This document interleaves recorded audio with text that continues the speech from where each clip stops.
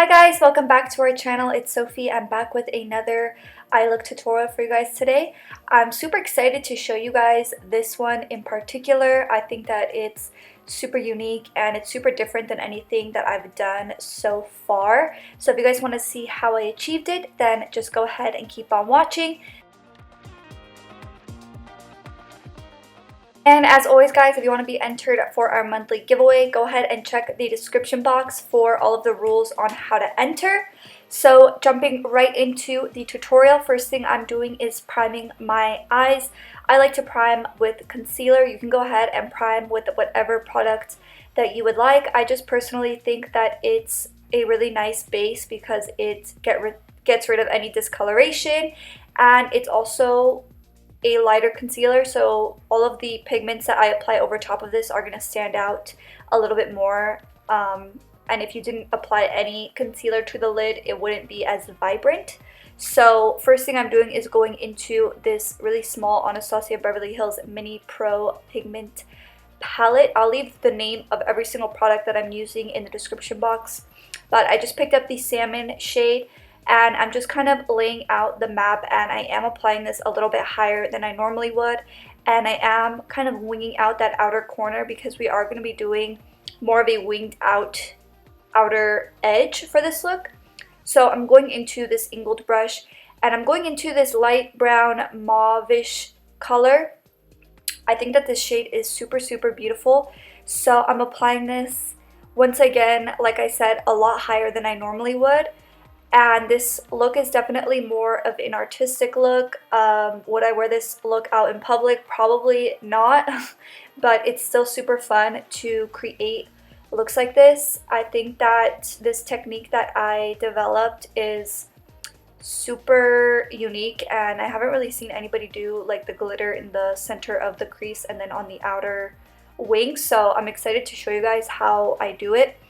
But I just pretty much mixed that salmon shade and that orange shade, and then I'm going into this tapered brush, and I'm just going in left-right motions, blending out that line, making sure that it's nice and blended. So next I'm going back into that brown mauve shade and this angled brush, and we're just going to be reapplying and redefining that line that we applied. And this is the best way to have a really defined blended look, is to just redo those steps, and it's super easy for a beginner to do this because you're literally just redoing 2 steps.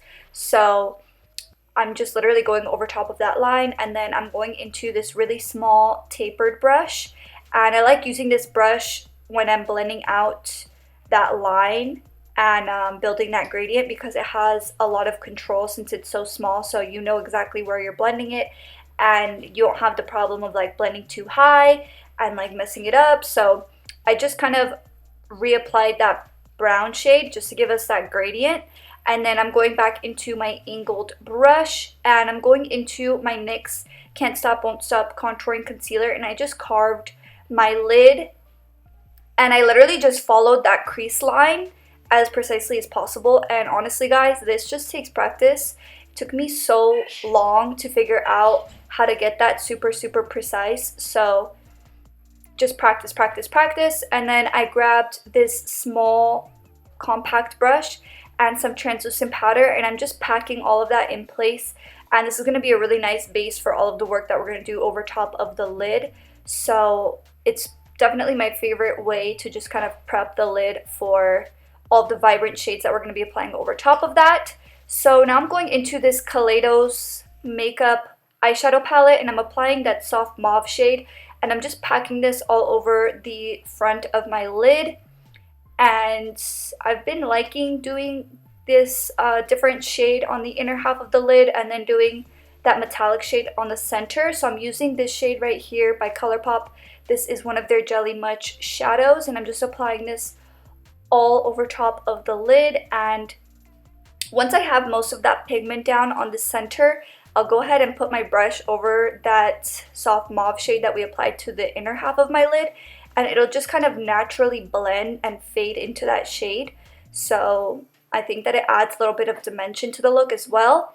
And then I'm grabbing this angled brush and this dark purple shade, and we're just going to be applying this to the outer part of my look. So I'm just kind of naturally following the shape of that outer wing, leaving a small gap, and I'm just kind of packing this shade as precisely as possible to that outer corner.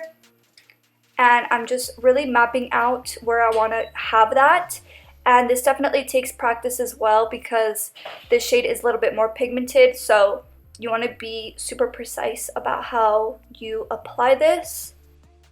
So next I'm going back into that small tapered brush, and I'm going into that same purple shade from the Kaleidos palette, and I'm just kind of diffusing that purple and blending it into that metallic shade. And we're pretty much just laying down the majority of the pigment on that outer corner and then just dragging inward whatever's left over. And then I decided to pick up my Anastasia Beverly Hills Pink Sapphire glitter, and I of course applied glitter glue down first. And I'm just applying this glitter to the inner half of my crease, and then I'm peeling off my tape. And then I reapplied my tape a little bit underneath where I had originally applied it, using that line as a map of where I need to put it down. So I'll show you guys in the next clip. I just applied it just slightly below that original line, and then I'm grabbing that salmon shade and that orange shade mixed together on my smudger brush, and I'm just applying that right smack in the middle of those two lines. And then I grabbed my Anastasia Beverly Hills Pink Sapphire glitter once again, and I of course applied glitter glue first. So I did a line of glitter glue in that same exact spot, and then going back into that pink sapphire glitter and just really building it up. Sometimes the first layer doesn't come out as pigmented, so if I want a prominent glitter line, I'll go in 2 layers. And then I just peeled off my tape. And for lashes, I'm applying my Shop Sophie Bella Bahama lashes. Shout out to everybody that's placed an order on our site. We have like 3 styles sold out right now, so we're going to try to get those restocked ASAP for you guys. I'm going back into that salmon shade from the Anastasia palette, and I'm just applying that to my lower lash line as our transition color. And then I'm going to be going into my Kaleidos palette once again, going into that purple shade, and we're going to be applying this to the outer corner of our lower lash line, and just really focusing that on the outer edge. And it really blends into that glitter liner on the outer corner too, so I thought that it was perfect. And then I just went back into my smudger brush and blended all those shades together, making sure that everything's nice and blended.